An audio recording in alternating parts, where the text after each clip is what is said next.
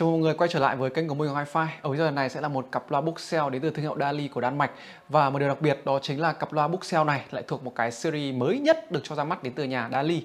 Đó chính là series Sonic. Và cái series Sonic này mới được hãng cho ra mắt vào đầu năm 2026. Và bên cạnh mình đã là một cái sản phẩm cặp loa Bookshelf mới nhất đến từ nhà Dali. Và series Dali Sonic này được hãng cho ra mắt để thay thế những cái series cũ như là Spectre hay là Oberon. Và theo như cảm nhận của mình thì cái series Sonic này có một cái chất âm nó người lớn hơn rất là nhiều so với những cái series cũ như là Oberon hay là Sonic. Chúng ta sẽ có một cái chất âm được high-end hóa nhờ những cái công nghệ mà hãng đã đem xuống từ những cái series cao cấp hơn mang xuống cái series Sonic này. Và cũng như trên cái trang chủ của hãng đã đề cập thì đây là một cái series được hãng đã trang bị rất nhiều công nghệ cho chúng ta và có một cái chất âm nó high-end hóa hơn rất là nhiều trong cái tầm giá. Và hôm nay bên cạnh mình đang làm cặp loa Dali Sonic 1 thuộc vào series Sonic, một cái series mới nhất đến từ nhà Dali. Và ngay bây giờ chúng ta sẽ cùng tìm hiểu chi tiết về cặp loa Dali Sonic 1 này xem có đáng sở hữu trong phân khúc không nhé. Đầu tiên là về ngoại hình và thiết kế thì trong series Dali Sonic này chúng ta sẽ có 3 phiên bản màu sắc là màu đen, màu trắng và màu ốt như bên cạnh mình đây. Và theo như mình cảm nhận thấy thì cái màu ốt này là cái màu mà thực sự là rất là đáng chơi nhất. Nó có một cái vẻ ngoài nó thiết kế nó rất là Scandinavia, rất là đơn giản đó. Và thùng loa được làm hoàn toàn bằng gỗ MDF và bên ngoài sẽ được phủ một cái lớp vân gỗ veneer màu ốt đó, hay còn gọi là gỗ sồi đó, rất là đẹp.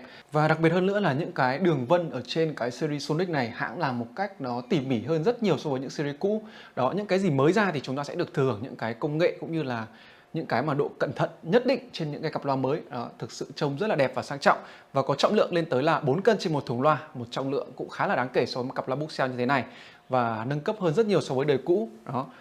Mọi người có thể cùng mình ngắm qua một chút xung quanh về cặp loa này, thực sự là nó rất là đẹp luôn, mặt trước mặt sau đó, thực sự rất là đẹp. Và phía mặt trước thì hãng cũng trang bị cho chúng ta một cái tấm lưới e căng bằng nam châm hít như thế này đó, rất là tiện.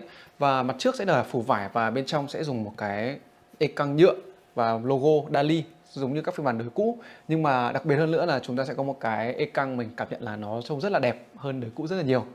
Khi mà tháo e căng ra thì chúng ta sẽ để lộ ra hai cái driver được thiết kế dạng như thế này. Tiếp theo sẽ là điều mà mọi người quan tâm nhất, đó chính là những cái công nghệ mà hãng đã gửi gắm trên cặp loa Dali Sonic 1 này. Và đây sẽ là một cặp loa Bookshelf được thiết kế theo dạng là hai đường tiếng và có lỗ thoát hơi bass reflex ở đằng sau. Đó, như chúng ta vừa quan sát thấy. Ở phía trên thì chúng ta sẽ được trang bị là một driver loa twister có đường kính là 2,9 cm. Đây là một cái loại twister oversize và điều này sẽ giúp cho chúng ta có một cái chất âm nó lan tỏa hơn rất nhiều trong không gian. Và đặc biệt là hãng đã làm cho chúng ta một cái thiết kế phải nói là rất là cầu kỳ, theo như mình quan sát thấy là được đặt trong một cái vòng như thế này. Và đây không chỉ là một cái vòng bình thường mà nó sẽ được họa tiết theo những cái đường mà vân nó xoay xung quanh đó, thực sự là rất là tỉ mỉ. Và khi mà mình sờ vào thì mình mới cảm nhận được là cái độ chi tiết mà hãng đã hoàn thiện cho cái cặp loa này. Và giải cao của cặp loa này có thể đạt tới là 26 kHz, một cái giải cao nó cũng khá là tốt so với là một cặp loa Bookshelf như thế này. Và phía bên dưới thì chúng ta được trang bị là một driver loa mid bass có đường kính là 13 cm, sử dụng là một loại màng đặc biệt có tên là Creaticon, sử dụng hỗn hợp giữa giấy và gỗ để cho chúng ta tạo lên một cái lớp màng như thế này. Và hơn nữa thì ở cái màng này sẽ cho chúng ta những cái họa tiết là mình tạm gọi nó sẽ là flower pattern. Và theo như hãng đề cập thì cái họa tiết ở trên cái màng loa mid bass này sẽ giúp cho chúng ta giảm những cái áp lực khi mà loa đánh đàn hồi, và điều này sẽ cho chúng ta một cái mà giải mid bass hay là vocal nó rất là sạch và gọn và nó không bị gắt như những cái cặp loa đời trước. Theo như mình cảm nhận thấy thì thực sự là cái âm mid bass của cái cặp loa này nó gọn hơn rất là nhiều so với những cái series đời cũ như là Spectre hay là Oberon. Và đây sẽ là một cái nâng cấp nó chất âm nó high-end hóa đi rất là nhiều. Và không thể thiếu được đó chính là công nghệ nam châm độc quyền SMC giảm méo từ đến từ hãng Dali. Và đây sẽ là dụng một cái công nghệ giúp cho chúng ta có một cái chất âm nó hay hơn nữa, cho chúng ta một cái giải bass có thể đạt xuống tới là 50 Hz, một cái giải bass rất là tốt. Và theo như cảm nhận của mình thì cái cặp loa này có một cái chất âm nó hay hơn rất nhiều so với những cái series cũ như là Spectre hay là Oberon. Về chất âm của cặp loa Dali Sonic 1 này thì mình đánh giá đây là một cái cặp loa Bookshelf rất là nhỏ gọn nhưng lại có một cái chất âm phải nói là rất là người lớn, và nó có những cái mà công nghệ cao cấp đến từ Dali nó trang bị trên cặp loa nhỏ như thế này. Và đặc điểm của những cái dòng loa Bookshelf đến từ Dali là chúng ta sẽ có một cái âm trường nó rất là rộng mở, và khi mà các bạn ngồi lệch ở đâu thì thực sự là nghe thì nó vẫn sẽ có một cái chất âm như vậy. Và đây cũng là một cái công nghệ độc quyền của hãng gọi là Wide Dispersion đó, giúp cho chúng ta có thể nghe ở mọi giúp cho chúng ta có thể nghe những cái bản nhạc ở mọi vị trí trong không gian phòng của chúng ta mà nó không bị khác đi rất là nhiều. Đây là một cái điểm mạnh của hãng khi mà trang bị trên những cái cặp loa Dali của mình. Và đây là phía mặt sau của cặp loa DALI Sonic 1. Chúng ta sẽ được trang bị là một cái hệ thống cọc loa nâng cấp hơn rất là đáng kể.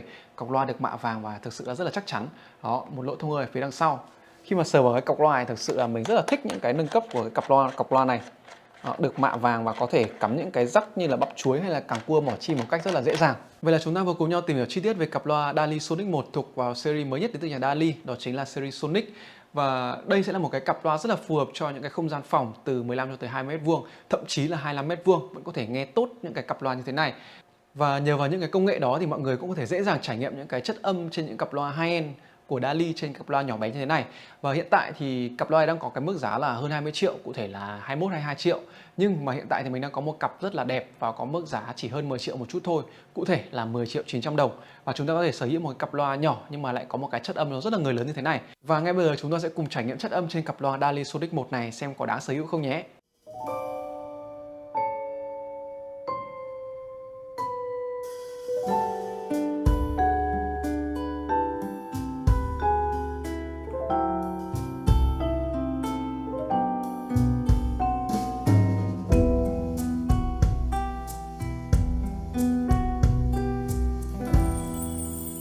Một lần nào cho tôi gặp lại em, đôi môi đó đến nay còn nồng. Một lần nào cho tôi gặp lại em, rồi thiên thu sẽ là nhung nhớ.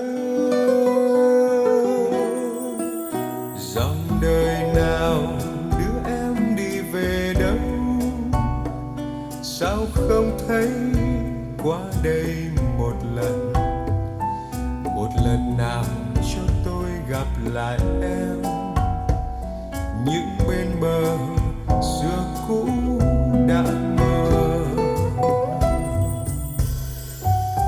Ôi mái tóc mây bay, giờ còn không tiếng nói thơ ngây. Giờ còn không em có vui không, hai má còn hồng. Tuổi xuân qua máu quá, tôi ngỡ như ngày nào. Đôi mắt em như sao, soi thấu tâm hồn nhau.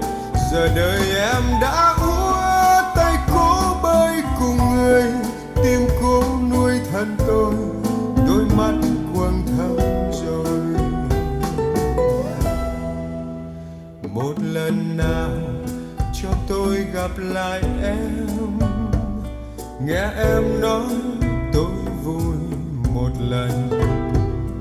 Một lần nào cho tôi gặp lại em, còn chút tình đổ thế một lần.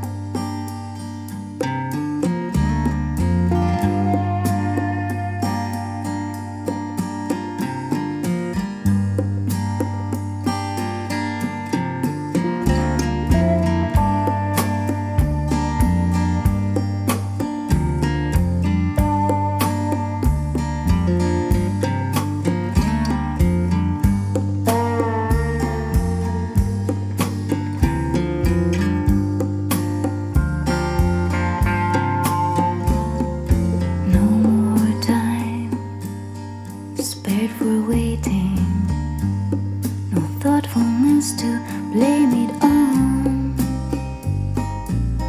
I'm giving up on you, you're giving up on me. That's why your meeting doesn't come. I don't recognize my skin when it's callous. There's something else that replaces my heart.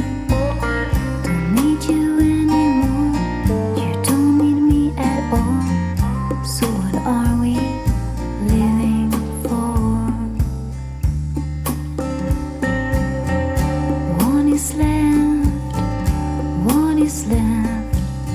What is left when love is gone?